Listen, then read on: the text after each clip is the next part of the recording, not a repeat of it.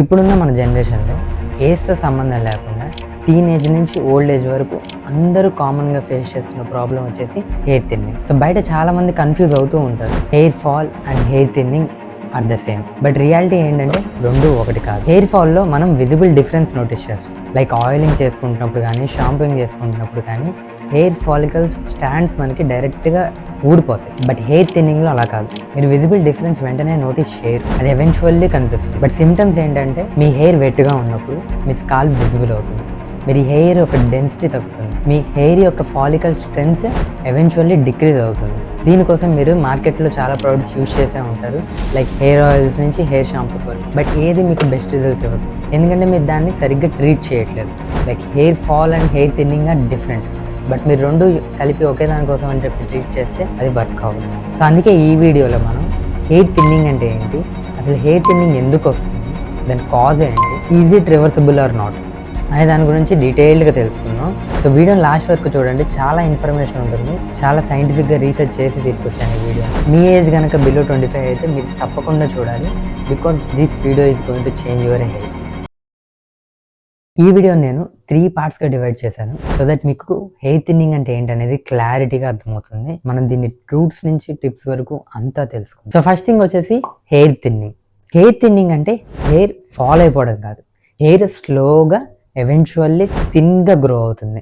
ఒక టైంలో ఉన్న థిక్ హెయిర్ నెక్స్ట్ గ్రోత్కి ఇంకా థిన్గా గ్రో అవుతుంది. అలా ఎవెన్చువల్లీ థిన్గా గ్రో అవుతూ హెయిర్ అనేది డైరెక్ట్గా ఊడిపోయింది. మళ్ళీ నెక్స్ట్ సైకిల్లో కూడా ఇదే జరిగింది. ప్రీవియస్ ఏదైతే థిక్ హెయిర్ ఉందో అది ఇంకా థిన్గా గ్రో అవుతుంది. దీన్నే సైంటిఫిక్గా మినియేచరైజేషన్ అంటారు. అందుకే మన హెయిర్ యొక్క వాల్యూమ్ పోతుంది. లేడీస్లో చూసుకున్నట్టయితే వాళ్ళ పోనీటైల్ సైజ్ రోజు రోజుకి డిక్రీజ్ అవుతూ ఉంటుంది. మన స్కాల్ప్ వెట్గా ఉన్నప్పుడు కానీ, బ్రైట్ లైట్లోకి వెళ్ళినప్పుడు కానీ క్లియర్గా విజిబుల్ అవుతుంది. సో ఇది ఎలా జరుగుతుందంటే మనకి సైంటిఫిక్గా ఒక రీజన్ ఉంది. మన హెయిర్ ఒక ఫిక్స్డ్ బయాలజికల్ సైకిల్ ఫాలో అవుతుంది. Anagen, catagen, telogen. ఎనాజన్ని మనం గ్రోత్ ఫేజ్ అని కూడా అంటాం. ఈ ఫేజ్లో మనకి హెయిర్ చాలా యాక్టివ్గా ఉంటుంది. ర్యాపిడ్గా సెల్స్ అనేవి డివైడ్ అయిపోయి షాఫ్ట్స్ని గ్రో అయ్యేలాగా హెల్ప్ చేస్తుంది. ఈ ఫేజ్ అనేది మనకి almost 2 to 7 years grow. And మన స్కాల్ప్లో కూడా 90% ఆఫ్ ది హెయిర్ ఈ ఫేజ్లోనే ఉంటుంది. సెకండ్ వన్ వచ్చేసి కెటాజన్. దీన్ని మనం ట్రాన్సిషన్ ఫేజ్ అని కూడా అంటాం. ఈ ఫేజ్లో మనకి మెయిన్గా ఫాలికల్ యొక్క size day by day shrink అయిపోతుంది, so that eventually blood supply అనేది కూడా ఆగిపోతుంది. ఈ ఫేజ్ మనకి ఆల్మోస్ట్ ఒక 2 to 3 weeks అనేది రన్ అవుతుంది. ఈ హెయిర్ అనేది మనకి రఫ్గా ఒక 1 to 3% దాకా ఉంటుంది. థర్డ్ వన్ వచ్చేసి కెటాజన్. దీన్ని మనం రెస్టింగ్ ఫేజ్ అని కూడా అంటాం. ఈ స్టేజ్లో మనకి ఫాలికల్ కంప్లీట్గా ఇన్యాక్టివ్ అయిపోతుంది, డెడ్ అయిపోతుంది. కానీ దాని అండర్ బీనీత్లో మనకి ఇంకో హెయిర్ స్టాండ్ అనేది గ్రో అవడం స్టార్ట్ అవుతూ ఉంటుంది.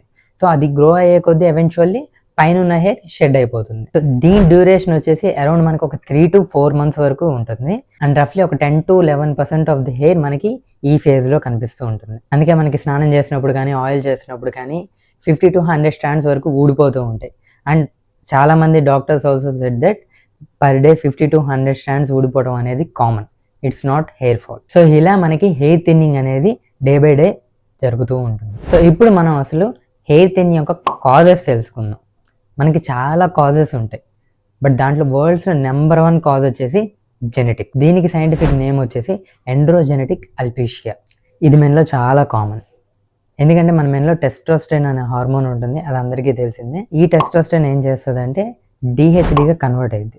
కన్వర్ట్ అయినప్పుడు ఆ డిహెచ్డి వెళ్ళి మన ఫాలికల్కి అటాచ్ అయ్యింది. అటాచ్ అయినప్పుడు బ్లడ్ సప్లైని తగ్గిస్తూ వస్తుంది. అందుకే మన గ్రోత్ టైం అనేది రెడ్యూస్ అవుతూ ఉంటుంది. హెయిర్ గ్రో కూడా థిన్గా అయ్యిద్ది కంపారిటివ్ ప్రీవియస్. మన స్టడీస్ చెప్పేది ఏంటంటే ఆల్మోస్ట్ 30 to 35 ఏజ్ లోపు ఉన్న మెన్కే హెయిర్ థిన్నింగ్ స్టార్ట్ అవుతుంది. బట్ ఇప్పుడున్న జనరేషన్లో ఇండియాలో ముఖ్యంగా 18 to 25 ఏజ్ గ్రూప్ వాళ్ళకే హెయిర్ థిన్నింగ్ స్టార్ట్ అయిపోతుంది. సెకండ్ మెయిన్ రీజన్ వచ్చేసి స్ట్రెస్ అండ్ లైఫ్ స్టైల్. చాలామంది స్ట్రెస్ అంటే హెడ్ఏక్ అనే అనుకుంటారు, కానీ నిజానికి అది కాదు. స్ట్రెస్ అంటే అసలు కంటిన్యూస్ దేని గురించి అయినా మనం స్ట్రెస్ ఫీల్ అవుతూ ఉండటం, పూర్ స్లీప్ క్వాలిటీ. ఈ స్ట్రెస్లో ఉన్నప్పుడు మనకి నిద్ర సరిగా పట్టదు, సో స్లీప్ క్వాలిటీ దెబ్బతినిద్ది. సో ఇవన్నీ మనకి స్ట్రెస్ కిందే వస్తాయి. ఈ స్ట్రెస్లో ఉన్నప్పుడు మనకి కార్టిజాల్ హార్మోన్ అనేది ఇంక్రీజ్ అయ్యిద్ది. అది ఇంక్రీజ్ అయ్యి ఏం చేస్తుంది, డైరెక్ట్గా ఆ కార్టిజాల్ వెళ్ళి హెయిర్ గ్రోత్ని ఎఫెక్ట్ చేస్తుంది. రీసెంట్ టైమ్స్లో చూసుకుంటే హార్వర్డ్ యూనివర్సిటీ వాళ్ళు చేసిన రీసెర్చ్ ప్రకారం కూడా మన స్ట్రెస్లో ఉన్నప్పుడు హెయిర్ యొక్క స్టెమ్ సెల్స్ స్లీప్ మోడ్లో పెట్టేస్తాయి అంట. సో అలా చూసుకుంటే మీరు కంటిన్యూస్ స్ట్రెస్లో ఉన్నప్పుడు హెయిర్ స్టెమ్ సెల్స్ అనేది ఇన్యాక్టివ్లోకి వెళ్ళిపోయి ఎవెన్చువల్లీ అదేంటంటే హెయిర్ ఫాల్ స్టార్ట్ అయింది. థర్డ్ బిగ్గెస్ట్ థింగ్ వచ్చేసరికి న్యూట్రిషనల్ డెఫిషియన్సీ. దీని గురించి నేను పెద్దగా చెప్పాల్సిన అవసరం లేదు, ఇప్పుడున్న టీనేజర్స్కి బాగా తెలుసు. This is a silent killer for your hair. మీరు చూసుకున్నట్లయితే మన బాడీలో హెయిర్ అనేది ఎసెన్షియల్ ఆర్గాన్ కాదు, అంటే అది ఉన్నా లేకపోయినా ప్రాబ్లం ఉండదు. సో దట్ బాడీ ఏం చేస్తుందంటే, మీరు ఏదైనా ఫుడ్ ఇంటేక్ తీసుకున్నప్పుడు ఫస్ట్ ప్రిఫరెన్స్ ఎప్పటికి కూడా హార్ట్కి, లివర్కి, కిడ్నీస్కి, ఇలా మల్టిపుల్ ఆర్గాన్స్కి ఇస్తుంది. లాస్ట్ ప్రిఫరెన్స్ అంటే ఏదైనా మిగిలింది ఉన్నప్పుడే హెయిర్కి ఇస్తుంది. బట్ మనం తినే ఫుడ్ ఐటమ్స్లో మనకి కావాల్సిన హార్ట్, లివర్, కిడ్నీకే ఎసెన్షియల్ న్యూట్రిషన్స్ ఇవ్వట్లేదు. అలాంటిది హెయిర్కి ఎక్కడి నుంచి వస్తుంది? హెయిర్కి ఇంపార్టెంట్ న్యూట్రియంట్ వచ్చేసి ప్రోటీన్. ప్రోటీనే మనకి కెరటిన్గా కన్వర్ట్ అయ్యింది. ఆ ప్రోటీనే లేనప్పుడు, కెరటిన్ లేనప్పుడు హెయిర్ ఏమవుతుంది? థిన్ అయిపోతుంది.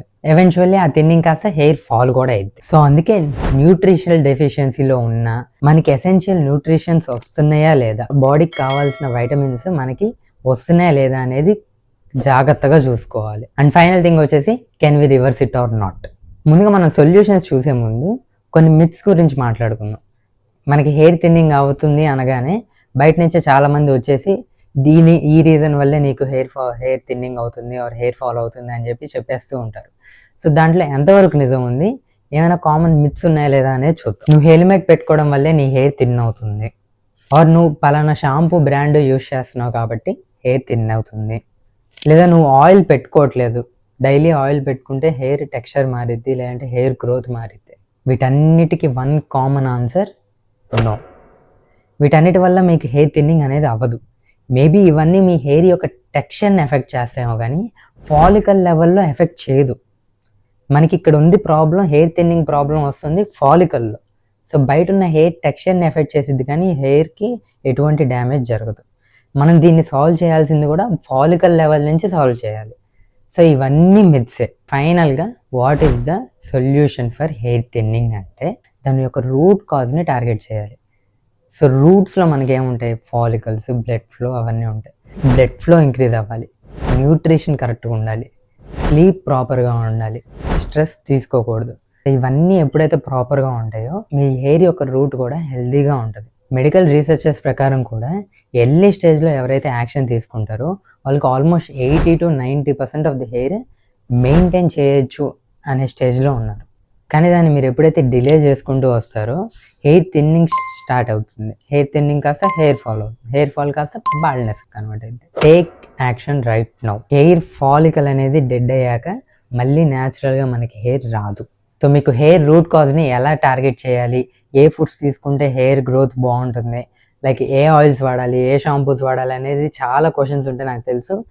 దీన్ని నేను అడ్రస్ చేస్తూ నెక్స్ట్ వీడియోలో డెడికేటెడ్గా వీడియో చేస్తాను, అంతవరకు వెయిట్ చేయండి. సో ఈ వీడియో చూస్తున్నంతసేపు మీకు ఏ పాయింట్లో అయినా నచ్చినట్లయితే లైక్ చేయండి, మీ ఫ్రెండ్స్లో ఎవరికైనా హెయిర్ థిన్నింగ్ ప్రాబ్లం ఉంటే షేర్ చేయండి, అండ్ మర్చిపోకుండా కమెంట్ చేయండి మీకు ఈ వీడియో ఎలా అనిపించిందో. ఐ హోప్ మీకు హెయిర్ థిన్నింగ్ మీద ఉన్న చాలా డౌట్స్ ఈ వీడియోలో క్లియర్ అయిందే అనుకుందాం. నెక్స్ట్ వీడియోలో ఇంకా డీటెయిల్డ్గా మాట్లాడుకుందాం. అంతవరకు యువర్స్ విహాన్ సైనింగ్ ఆఫ్.